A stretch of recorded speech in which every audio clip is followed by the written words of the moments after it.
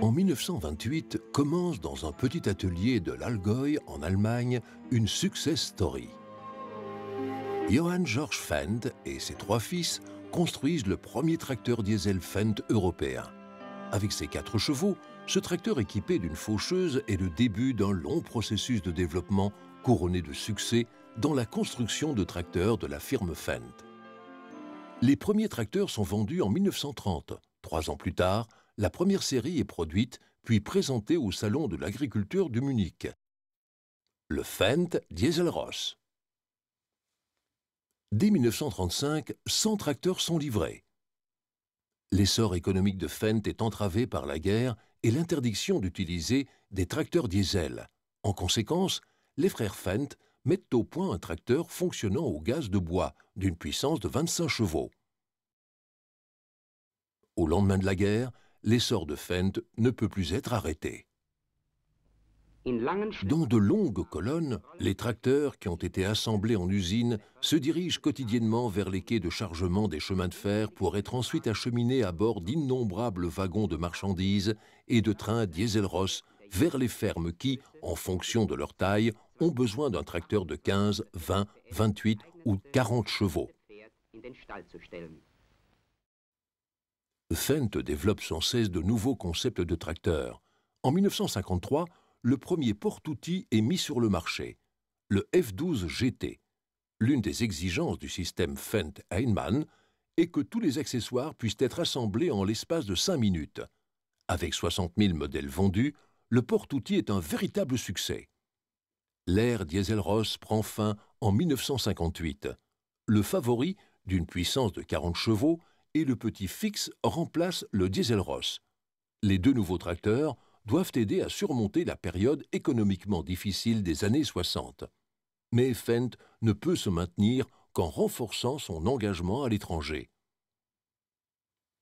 Le turbomatique à transmission continue constitue une nouvelle étape importante dans la technique du tracteur qui, avec le Farmer 3S, est introduit sur le marché en 1968. Sans embrayer ou changer de vitesse, le tracteur est arrêté uniquement par la commande du frein. Pour démarrer, il suffit de donner du gaz, le feu vert pour le tracteur Fendt dans la circulation routière. En 1978 a lieu l'inauguration du nouveau centre de recherche et développement à Marktoberdorf. En 1985, Fendt devient pour la première fois le leader sur le marché allemand. 2 ans plus tard, Fendt sort le nouveau Farmer Class 200, équipé d'un EHR, d'un système de régulation anti-patinage, d'un capteur radar, d'Oltronic et d'un ordinateur de bord.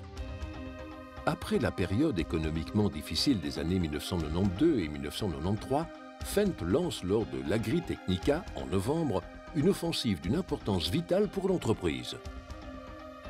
Les grands tracteurs Favoris 600 ne répondaient plus aux exigences, en particulier dans les nouveaux Lander de la République fédérale.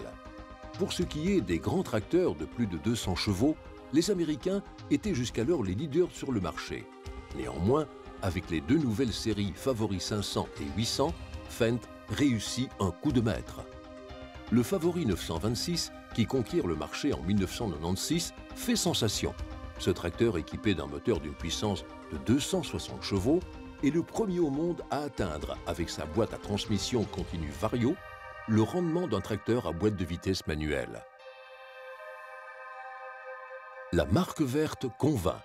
Le 16 juillet, le 500 millième tracteur Fendt est livré.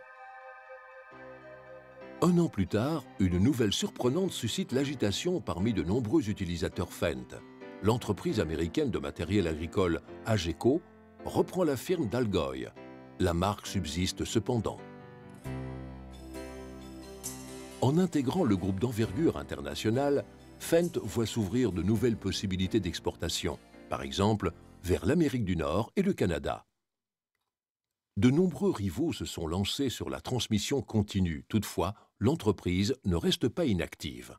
Le nouveau système de gestion du tracteur TMS et le système de gestion de commande Variotronic Techin. Le TMS est un système de communication électronique entre le moteur et la transmission. Le conducteur peut utiliser la pédale d'accélérateur pour conduire. Le moteur et la transmission s'adaptent automatiquement au rythme souhaité, en fonction du chargement et de la vitesse. De même, l'accélérateur à main électronique, comprenant 2 mémoires dans l'accoudoir droit, fait partie de l'ensemble TMS. La qualité et l'innovation technique font sans cesse partie intégrante des développements de Fendt. Lors de l'Agritechnica de 2007 à Hanovre, le nouveau véhicule haut de gamme de Fendt, le Trisix, suscite une véritable sensation auprès des visiteurs. Ce véhicule, qui peut être utilisé sur les autoroutes, offre à la fois les avantages du tracteur à chenilles et ceux des tracteurs de haut niveau.